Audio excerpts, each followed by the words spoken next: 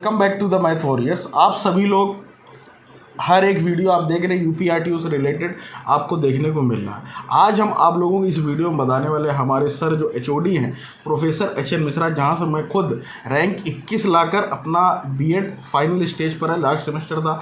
आज मैं सर के पास कुछ प्रोजेक्ट से रिलेटेड आया था, तो मुझे लगा कि आप लोगों के जो डाउट्स हैं, जैसे मैं देता हूँ तो आप लोग कुछ हल्का सा डाउट रहता होगा कि क्या पता सर ऐसे ही बता रहे हो यूट्यूब के चक्कर में, लेकिन जब सर अपनी बातें रखेंगे तो आपको चीज़ें समझ में आएंगी, है ना। बहुत सारे टीचर्स हैं जो प्राइमरी में टीचर हैं नॉर्मल बीएड, और जो हमारा विद्यालय यहाँ से नॉर्मल बीएड होता है, स्पेशल नहीं होता। तो इस बात को बहुत अच्छे से आप लोग समझ लें। कुछ बच्चे सोचते हैं कि यहाँ से नॉर्मल होता वहीं से स्पेशल होता, दोनों के कॉलेजेस अलग अलग हैं। वो मैंने लिस्ट आपको टेलीग्राम और हर जगह प्रोवाइड करा दी है।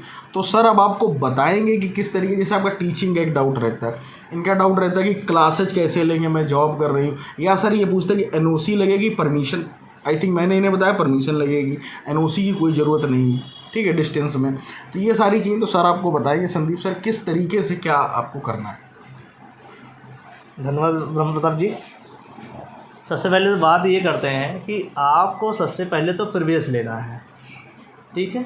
और प्रवेश लेने की इस पर प्रवेश प्रक्रिया है वो एंट्रेंस के थ्रू है, ठीक है। तो सबसे पहले आपको एंट्रेंस देना होता है, जो कि एंट्रेंस फॉर्म आ चुके हैं। उसको आपको सबसे पहले क्वालिफाई करना है। क्वालिफाई तो करना ही करना है, साथ में अच्छी आपको रैंक दिलाना है, क्योंकि टोटल सीटें आपकी 550 है। यानी एक कॉलेज में आपकी यहाँ पे 55 सीट्स होती हैं, और टोटल जो विद्यालय हैं, महाविद्यालय हैं, वो टोटल यहाँ पे 10 हैं। तो ऐसे में कंपटीशन बहुत ज़्यादा रहता है, और आपको सबसे पहले रैंक दिलानी है। उसी जितनी अच्छी आप रैंक लाएंगे, उसी के अकॉर्डिंग आपको मनचाहा महाविद्यालय मिल सकता है। अर्थात मान लीजिए कि आप कानपुर के रहने वाले हैं, लेकिन रैंक आपको अच्छी नहीं है, तो आपको जिसकी रैंक अच्छी आएगी वो पहले कानपुर ले सकता है, और आप कानपुर होकर भी कहीं अन्य जगह आपको जाना पड़ सकता है, बीएड करने के लिए जाना पड़ सकता है। और बात आती है, सबसे पहले आप एंट्रेंस को अच्छे से दीजिए। एंट्रेंस के लिए आपको काफ़ी अच्छी चीज़ें ध्यान रखनी है। सबसे पहले आप फॉर्म भरिए। एंट्रेंस आपका 2 पार्ट डिवाइड रहता है, पार्ट 1 और पार्ट 2, ठीक है। पार्ट 1 में आपका रीजनिंग और जीके, जो कि 100 नंबर का होता है। 50 नंबर का आपका जीके आना है, 50 नंबर का रीजनिंग आना है। इसके लिए आप कुछ टेस्ट मटेरियल आपको कई अन्य वेबसाइटों में प्रोवाइड भी करा जाता है अपनी तरफ से भी, जो हमारा अपना एक्सपीरियंस। और अब अन्य आपके संगी साथी हैं, उनसे आप ले सकते हैं, और कई कंपटीशन की किताबें मिलती हैं, उनसे आप कर सकते हैं। आपका कैसा एटीट्यूड है ये देखने हो सकता है। आपको रीजनिंग और जीके आपको सबसे पहले तैयार करनी है। दूसरा पार्ट आता है, वो भी 100 नंबर का है, जिसमें 40 नंबर का टीचिंग एप्टीट्यूड आता है। टीचिंग एप्टीट्यूड, आप किस तरीके के शिक्षक हैं, आप भविष्य में किस तरीके से शिक्षक बन सकते हैं, आप में टीचर बनने की क्षमता है कि नहीं है, इस तरीके के सवाल आते हैं जो ये साबित करते हैं कि आप आगे जाके एक अच्छे शिक्षक बनेंगे, ठीक है।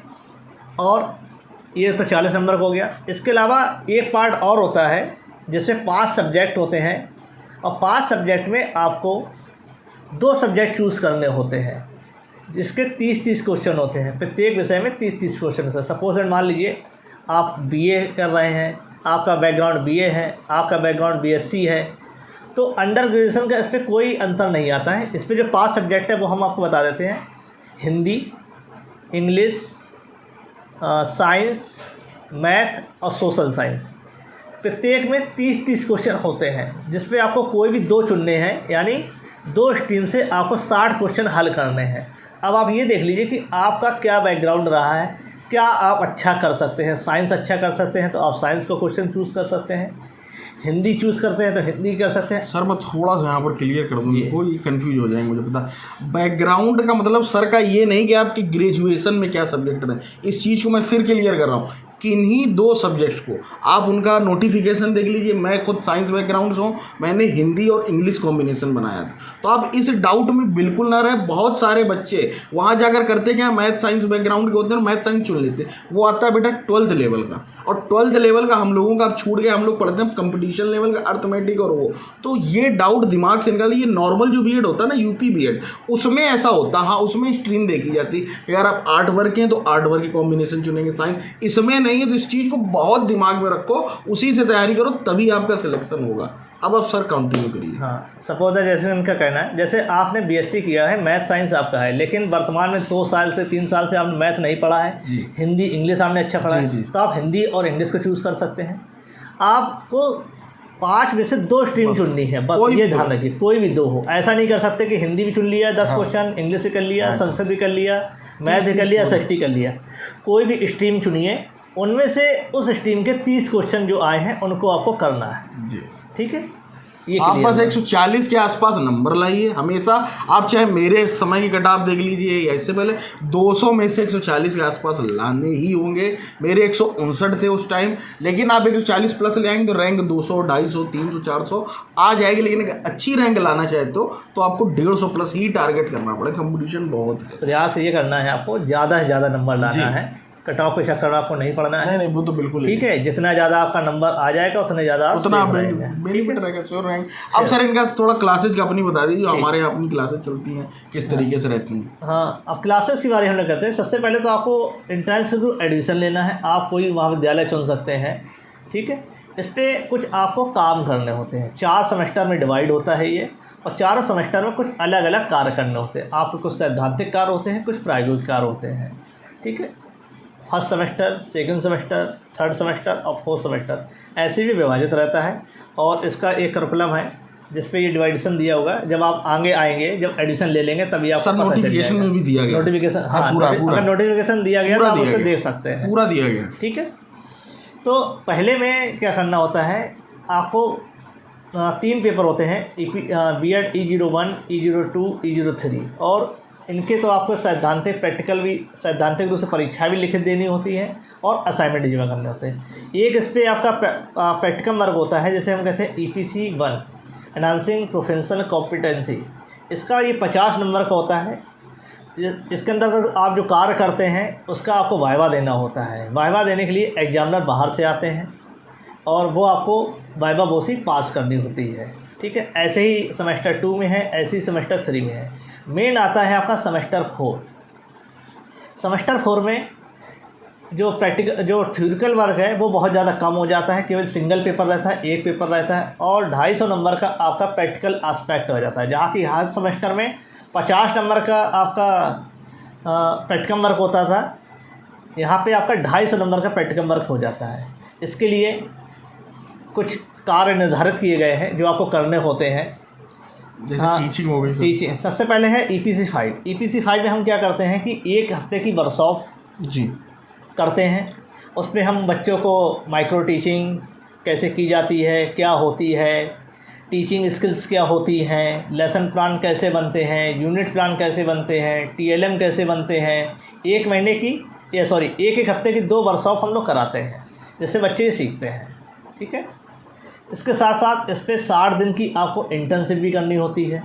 तो सर वो थोड़ा बता दीजिए, जो सरकारी टीचर्स हैं, हाँ, वो कैसे, क्या इनका सरकारी टीचर जो भी हैं वो अपने विभाग से परमिशन लेके ही फॉर्म भरें, ये हमारी उनसे गुजारिश है। वो तो हमने इन्हें बता रखा, ठीक है। यदि आप कहीं सरकारी टीचर हैं, प्राइवेट है तो अच्छी बात है। तो सर यहाँ पर एक चीज़, NOC की कोई ज़रूरत नहीं है, परमिशन ही आपकी NOC के काम कर जाती है। यदि आपके पास परमिशन है वही आपकी NOC है। तो वही मैंने आपसे बोला था कि आप फॉर्म भरते समय ही वो परमिशन ले लें कि सर हम ये फॉर्म आप जब एंट्रेंस देने जा रहे हैं तभी आप परमिशन ले लें। जी। और एंट्रेंस जब क्वालिफाई हो जाए, जब एडमिशन ले रहे हैं, तब आप उनको एक इंटीमेशन दे दें कि हमने यहाँ पे आपके इस नोटिस, तब एक सर्टिफिकेट इनका यूनिवर्सिटी में लगता है, ठीक है। तो वो आपको लेके जाना पड़ेगा कि हमने महाविद्यालय को इन्हें परमिशन दी है करने की, क्वालिफाई हो गया, हम ये पढ़ेंगे। अब रही बात इंटर्नशिप की। इंटर्नशिप जो 60 दिन करनी होती है, बहुत इंपॉर्टेंट पार्ट है, क्योंकि B.Ed का यह मुख्य भाग है। आपने जितना सीखा उसको आप फील्ड में कर पा रहे हैं अथवा नहीं कर पा रहे हैं। आप एक अच्छे टीचर की तरफ जब बढ़ते हैं तो क्या क्या काम महाविद्यालय में किए जाते हैं, अटेंडेंस है, रजिस्टर है, पेरेंट्स मीटिंग है, साइकोलॉजिकल टूल है, काफ़ी सारी चीज़ें होती हैं जो इंटर्नशिप के दौरान आपको करनी होती हैं। ये सारी चीज़ें हम आपको यहाँ पे बताते हैं अपने महाविद्यालय में। और 2 महीने के लिए आप अपने द्वारा ही सेंटर चुनते हैं, महाविद्यालय सेंटर नहीं चुनता है। अगर ये आप कहते हैं कि सर हम सेंटर को नहीं ढूंढ पा रहे हैं, तो महाविद्यालय आपकी मदद करता है आपके सेंटर को चुनने में। यदि आप चुन लेते हैं तो बहुत अच्छी बात है। आप जहाँ पढ़ा रहे हैं आप वहाँ भी अपनी इंटर्नशिप को पूर्ण कर सकते हैं, परंतु उन्हें इंटीमेशन देना चाहिए कि सर हम यहाँ से इस डेट से इस डेट तक इंटर्नशिप के दौरान रहेंगे और हम एक स्टूडेंट की भांति इंटर्नशिप में जो कार्य करते हैं वो हम सारे कार्य वहाँ पे करेंगे। ठीक, तो ये सारी चीज़ें हैं, ये आपको करना है। और यहाँ पे कुछ क्लासेस लगती हैं जो आपको लेनी होती हैं। क्लासेस भी आपके संडे होती हैं और जूम मीटिंग आजकल कोशिश ये की जाती है कि आपको जो क्लासेस रखी जाएं वो उस पर आपकी उपस्थिति हो सके, इसलिए आपको छुट्टी के दिन वो क्लासेस रखी जाती है। और ये जो और हम लोग बराबर से आपको फ़ोन के द्वारा, व्हाट्सएप के द्वारा, ठीक है, और जूम मीटिंग के द्वारा भी अवगत कराते रहते हैं कि आपको क्या करना है, किस तरीके से क्या करना है। बराबर से एक काउंसलर के तरीके से आपके साथ हमेशा रहते हैं कि आपको कहीं भी कोई दिक्कत न पड़ो, चाहे वो आपके सिलेबस के प्रति हो, चाहे वो पढ़ने के प्रति हो, चाहे वो परीक्षा के प्रति हो, चाहे वो इंटर्नशिप के प्रति हो, चाहे वो वर्कशॉप के प्रति हो। पल पल में आपको हम गाइडेंस प्रदान करते हैं कि आप यह चीज़ कैसे कर सकते हैं। तो बेहतर तरीके से आप अपना अभी जो आप फोकस करें एंट्रेंस दीजिए, अच्छे से रैंक लाइए, और अच्छा आप कॉलेज में आप आएंगे, अच्छा मनपसंद आप महाविद्यालय चुनिए और अच्छे से अपना बीएड करिए। कोई भी डाउट हो तो आप महाविद्यालय आकर हमारे संपर्क कर सकते हैं। बिल्कुल कर सकते हैं। 55 बच्चे तो सर से ही मुलाकात करने वाले इस वीडियो के बाद, तो जब आप मिलेंगे तो सर का आपको समझ में आए किस तरीके से सर कोऑर्डिनेट करते हैं, किस तरीके से आपको पढ़ाते हैं। 55 बच्चे यहीं से आने हैं, ठीक है, यहीं पर आते हैं, हर बार आते हैं, पिछली बार भी आए, हम आए, तो बहुत ही अच्छा लगेगा अगर आप लोगों को कानपुर मिलेगा। लेकिन कानपुर का मुझे इतना पता है हाई कट ऑफ जाती है, यहाँ पर रैंकर्स बच्चे अक्सर देखने को मिलते हैं, मेरे में तो बहुत है, बाद बाकी इस बैच में भी आई थिंक होंगे ही, जो नया बैच अभी आया था। तो इसलिए आप लोग केवल, मैं आपसे बोल रहा हूँ, ये सारी चीज़ें जो आप इस समय दिमाग लगा रहे हैं वो सब भी साइड कर दीजिए। आप एंट्रेंस पर फोकस करिए, रैंक लाइए, सिलेक्शन लीजिए, बस उसके बाद सब आपका हो जाएगा। सब जो यूनिवर्सिटी है ना वो इसीलिए कोर्स ही बनाया है कि सरकारी टीचर जॉब करते हुए किस तरीके से ये बीएड कर सकें। तो उनको सब पता है कि आपकी सीएल कितनी होती है, क्या कैसे, तो आप टेंशन बिल्कुल भी ना लें, बस आप रैंक पर फोकस करें। बेस्ट ऑफ लक मेरी तरफ से। सर भी कुछ बोलेंगे, 2 शब्द आपको। चलिए, धन्यवाद, आप अच्छे से तैयारी करें, शुभकामनाएं हमारी आपके साथ हैं। मिलते हैं अगली वीडियो।